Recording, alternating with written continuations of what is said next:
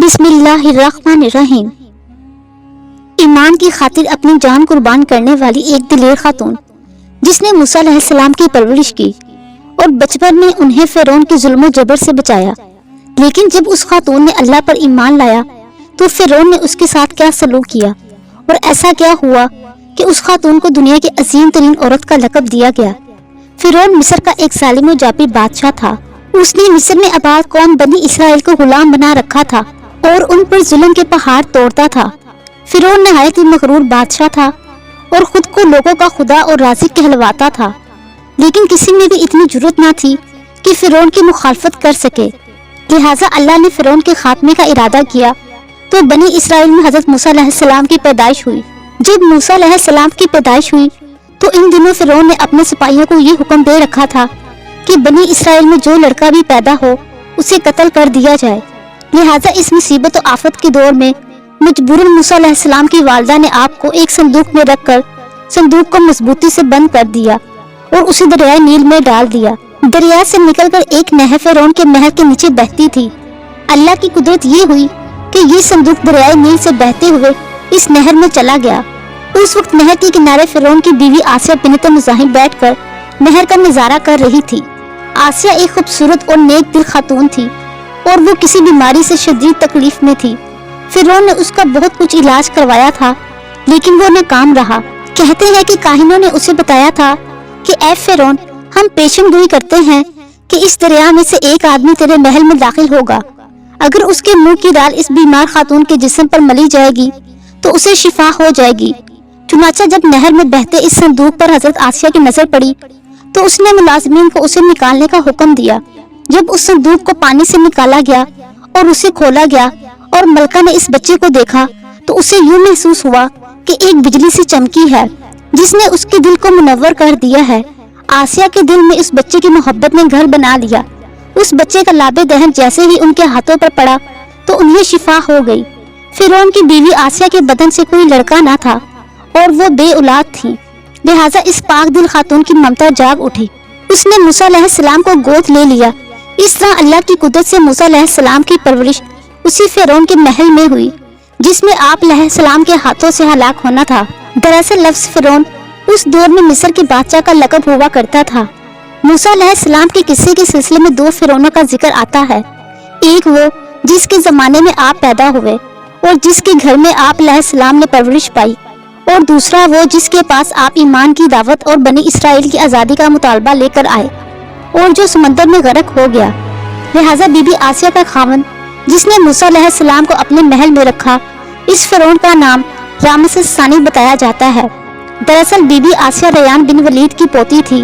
ریان بن ولید وہی بادشاہ تھا جو یوسف علیہ السلام کے دور میں عزیز مصر تھا اور اس نے حضرت یوسف علیہ السلام پر ایمان بھی لایا تھا۔ جب مصر پر قبطی خاندان کی حکومت آئی تو فرعون نے اپنی طاقت کے زور پر بی بی آسیہ سے شادی کر لی اور انہیں دھمکی دی کہ اگر انہوں نے شادی سے انکار کیا تو ان کے والدین کو قتل کر دیا جائے گا۔ لیکن شادی کے بعد بھی اللہ نے حضرت آسیہ کو فرعون کی شر سے محفوظ رکھا۔ مورخین لکھتے ہیں کہ اللہ نے فرعون کو نامرد بنا دیا تھا، اور بعض نے لکھا کہ فرعون کو ایسی بیماری تھی کہ طبیبوں نے اسے ساری عمر صحبت کرنے سے منع کر دیا تھا، لہٰذا فرعون کبھی بھی حضرت آسیہ کے قریب نہ جا سکا۔ یہ بھی اللہ کی ایک حکمت تھی تاکہ بی بی آسیہ فرعون کے ناپاک جسم سے محفوظ رہ سکیں۔ بہرحال حضرت موسیٰ علیہ السلام کی پرورش فرعون کے محل میں کسی شاہی فرد یا شہزادے کے مانند ہوئی۔ ہر طرح کے آرام و آرائش آپ کے لیے دستیاب تھے، لیکن قبطیوں کے درمیان زندگی گزارنے کے باوجود موسیٰ علیہ السلام فطری طور پر ان سے مختلف کردار کے مالک تھے۔ حضرت موسیٰ علیہ السلام فرعون کے غرور و تکبر اور خدائی کے دعووں کو ناپسند کیا کرتے تھے اور ہمیشہ توحید کے متعلق واضح بات کیا کرتے جو فرعون اور اس کے درباریوں کو ناگوار گزرتی تھی۔ بہت جلد وہ وقت بھی آ گیا جب اللہ نے حضرت موسیٰ علیہ السلام کو نبوت عطا کی اور آپ علیہ السلام فرعون کے دربار میں اسلام کی دعوت لے کر تشریف لائے۔ اس وقت فرعون کے مطالبے پر جادوگروں اور موسیٰ علیہ السلام کے درمیان سحر کا مقابلہ ہوا، جس میں حضرت موسیٰ علیہ السلام کی عصا حقیقی سانپ میں تبدیل ہو گئی اور جادوگروں پر حق واضح ہو گیا کہ یہ اللہ کے سچے رسول ہیں جنہیں ہماری ہدایت کے لیے بھیجا گیا ہے، جبکہ فرعون اپنی انا اور غرور پر قائم رہا اور موسیٰ علیہ السلام کی دعوت پر انکار کر دیا۔ اسی دربار میں بی بی آسیہ بھی موجود تھیں، لہٰذا آپ نے جب یہ سنسنی خیز منظر دیکھا تو آپ کے دل میں فوراً حق کا نور چمک اٹھا اور آپ موسیٰ علیہ السلام پر ایمان لے آئے۔ بی بی آسیہ فرعون مصر کی بیوی اور ملکہ تھی۔ آپ کے پاس مال و دولت کی کثرت تھی، لیکن اس کے باوجود آپ غرور و تکبر کا شکار نہیں تھی، بلکہ آپ کا دل غریبوں کی محبت سے سرشار اور ان پر شفقت و مہربانی کے جذبے سے معمور تھا۔ آپ دل کھول کر ان پر صدقہ و خیرات کیا کرتی۔ اسی وجہ سے آپ کو ام المساکین یعنی مسکینوں کی ماں بھی کہا جاتا ہے، کیونکہ بی بی آسیہ اپنے شوہر رامسس کے مظالم کو بھی خوب جانتی تھی، اسی لیے اپنے ایمان کا اظہار نہ کیا۔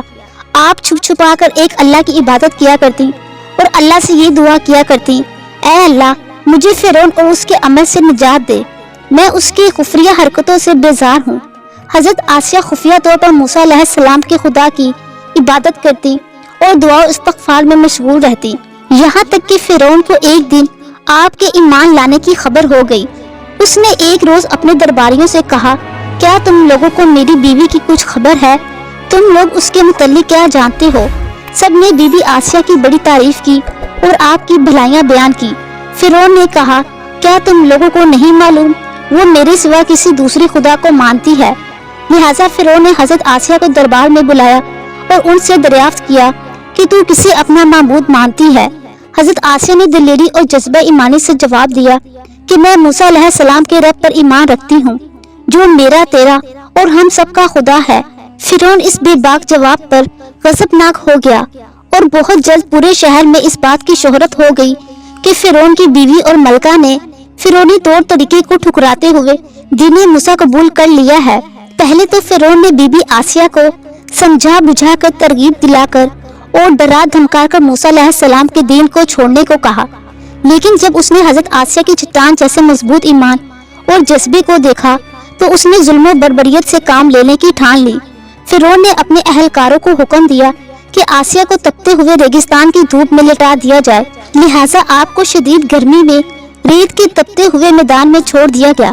فرعون اس جگہ دورہ کرتا رہا اور کہتا رہا کہ اب تو باز آ جا، اگر تو نے میری بات مان لی تو محل کی شاہی زندگی اور آرام و آرائش تیری منتظر ہے۔ لیکن حضرت آسیہ پر اس کا کوئی اثر نہ ہوا، کیونکہ آپ کو جنت کے اس لافانی محلات پر ایمان تھا جو اللہ نے انہیں عطا کرنے کا وعدہ کیا تھا۔ جب فرعون نے حضرت آسیہ کی ثابت قدمی کو دیکھا تو اس نے آپ کو شہید کرنے کا فیصلہ کر لیا۔ اس نے اپنے سپاہیوں کو حکم دیا کہ بڑی سے بڑی چٹان کہیں سے اٹھا لاؤ اور حضرت آسیہ کو چت لٹاؤ اور وہ چٹان اس پر گرا دو۔ لہٰذا جب یہ لوگ پتھر لائے اور حضرت آسیہ کو لٹا دیا گیا تو آپ نے آسمان کی طرف نگاہ اٹھائی تو پروردگار نے حجاب ہٹا دیے اور جنت کو اور وہاں جو محل ان کے لیے بنایا گیا تھا اسے انہوں نے اپنی آنکھوں سے دیکھ لیا۔ آخرکار اس پتھر کو آپ پر گرا دیا گیا اور آپ کی روح پرواز کر گئی۔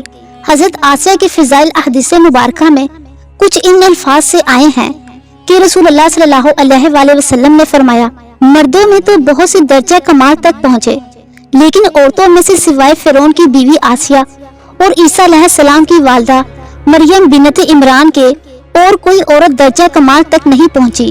اس طرح ایک اور روایت میں آتا ہے کہ آپ صلی اللہ علیہ وآلہ وسلم نے فرمایا، جنتی عورتوں میں سب سے افضل خدیجہ بنت خویلد، فاطمہ بنت محمد اور فرعون کی بیوی آسیہ بنت مزاحم اور عیسیٰ علیہ السلام کی والدہ مریم بنت عمران ہے۔ ایک روایت میں آتا ہے کہ بی بی آسیہ کا نکاح جنت میں حضرت محمد صلی اللہ علیہ وآلہ وسلم سے ہوگا۔ لہٰذا روایت ہے کہ رسول اللہ صلی اللہ علیہ وآلہ وسلم نے فرمایا، جنت میں میرا نکاح مریم بنت عمران، موسیٰ کی بہن کلثوم اور فرعون کی بیوی آسیہ کے ساتھ ہوگا۔ ہم نے دیکھا کہ حضرت آسیہ ایسی حکومت کے ساتھ، ایسے دربار کے اندر، اس قدر مال و دولت، اطاعت و گزار غلام اور کنیزوں کے ساتھ میں ایک بہترین زندگی تھی، لیکن انہوں نے حق کو قبول کیا اور موسیٰ علیہ السلام کے دین پر ایمان لے آئیں، حالانکہ انہیں معلوم تھا کہ ایمان لانے کی وجہ سے ان کی تمام خوشیاں اور مقام و منصب چھن سکتا ہے، یہاں تک کہ جان بھی جا سکتی ہے، لیکن آپ نے حق کو قبول کیا اور اپنے گزشتہ ایمان پر توبہ کر لی۔ بلا شبہ توبہ کرنا اور ایمان پر مضبوطی سے قائم رہنا کوئی آسان عمل نہیں، لیکن جو شخص بھی اس دنیا کی مشکلات سے گزر کر اللہ کی اطاعت کرے گا اور انسانوں کی بجائے اللہ سے ڈرے گا تو آخرت میں اس کے لیے بہترین لافانی زندگی ہے۔